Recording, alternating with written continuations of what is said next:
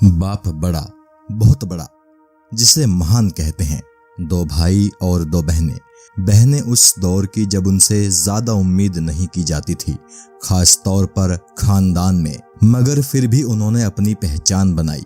भाइयों में एक हिट हीरो हुआ, दूसरा कम चला, मगर फिर उनकी दोनों बेटियों ने फिल्म इंडस्ट्री पर राज किया। मैं सबसे पीछे रह गया, साधारण, ग्लैमर से दूर, पर कोई अफसोस नहीं। यूं जीने का भी अपना सुकून है, पब्लिक की नजर और स्क्रूटनी से दूर। पर शुरुआत से सब ऐसा ही नहीं था। ये कहानी तब से ही शुरू करता हूं। मैं राजीव कपूर, महान राज कपूर साहब का सबसे छोटा बेटा, जिसे लोग सिर्फ एक फिल्म से याद रखते हैं, राम तेरी गंगा मैली।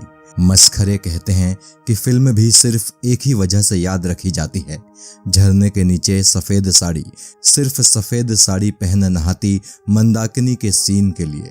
हालांकि फिल्म का एक और सीन भी विवादित हुआ था, जिसमें मंदाकिनी का किरदार ट्रेन से सफर कर रहा है, उसकी गोद में बच्चा है, उसे भूख लगती है और मंदाकिनी वहीं चोली ऊपर करके उसे दूध पिला देती है। दुनिया का सबसे पवित्र दृश्य, माँ बेटे का पोषण कर रही है, मगर किसी को कैमरे के एंगल पर ऐतराज हुआ तो किसी को राज कपूर की नीयत पर।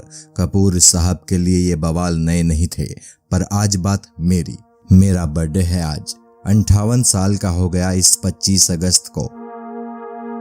पढ़ाई तो जितनी की उतनी की, काम होता बचपन से देख रहा था। घर में फिल्मों का माहौल था। पापा ने चिंटू भैया के साथ फिल्म अनाउंस की, प्रेम रोग। विधवा की शादी की थीम थी। घर में होने वाले सेक्सुअल अब्यूज की भी बात थी। इस फिल्म के जरिए मुझे भी पहली बार एक्टिव काम और क्रेडिट मिला।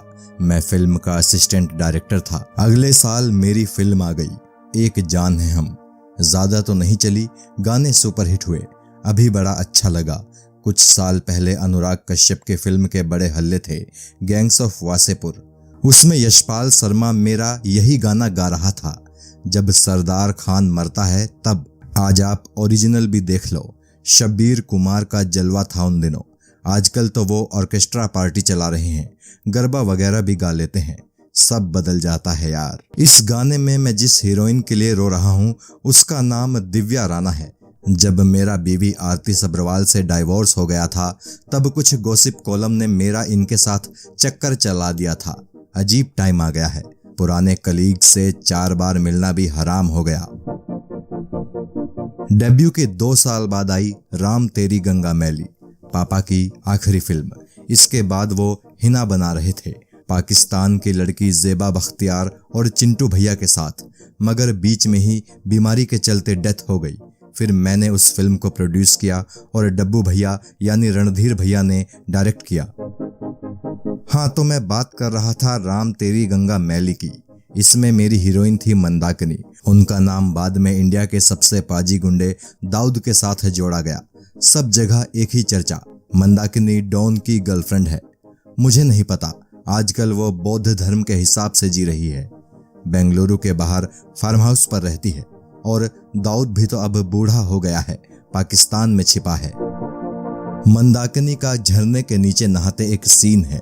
गाने के दौरान उसमें वो सफेद साड़ी पहनती है। साड़ी भीगती है तो उनके ब्रेस्ट नजर आते हैं। इस पर खूब हल्ला कटा। आज तक यूट्यूब पर क्लिप खोज देखी जाती हैं। एक सीन और था जिसका मैंने पहले जिक्र किया, ब्रेस्ट फीडिंग का। बार बार कहा गया, इस स्किन शो के चलते ही फिल्म चली, पर क्या फिल्म का कोई मैसेज नहीं था? मेरे काम की कोई कीमत नहीं? सब सीन का ही खेल है। खैर, सीन की क्या कहें, गंगा जी भी अब खूब न्यूज में है। मोदी गवर्नमेंट इसकी सफाई पर काफी बातें प्लानिंग कर रही है। गंगा मैली है, कब से है? कोई तो भला करे इसका। मेरा फिल्मी भला पहली और आखिरी बार इस फिल्म में हुआ। उसके बाद कई फिल्में की, मगर चली एक भी नहीं। तो डेब्यू के 7वें साल में ही मैंने रिटायरमेंट ले लिया।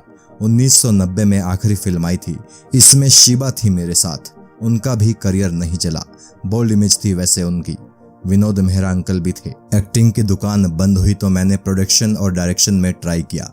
हिना का तो आपको ऊपर बताया ही, ये फिल्म चली नहीं, पापा जी भी चले गए थे। 1996 में मैंने डायरेक्शन ट्राई किया। फिल्म का नाम था प्रेम ग्रंथ। राज कपूर स्टाइल की फिल्म थी।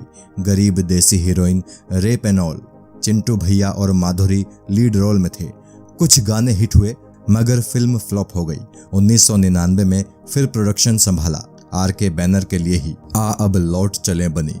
इस बार चिंटू भैया डायरेक्टर बने। इसमें ऐश्वर्या थी, अक्षय खन्ना थे, राजेश खन्ना साहब थे। गाने हिट हुए मगर फिल्म ये भी नहीं चली। इसके बाद से आर.के. बैनर शांत है। आर.के. की लास्ट फिल्म के 2 साल बाद मैंने शादी कर ली आरती सब्रवाल से। वो पेशे से आर्किटेक्ट थी पर हमारी पटी नहीं। 2 साल में ही डाइवोर्स हो गया। तब से सिंगल हूँ, बच्चे भी नहीं हैं। मुंबई में ही रहता हूँ आजकल।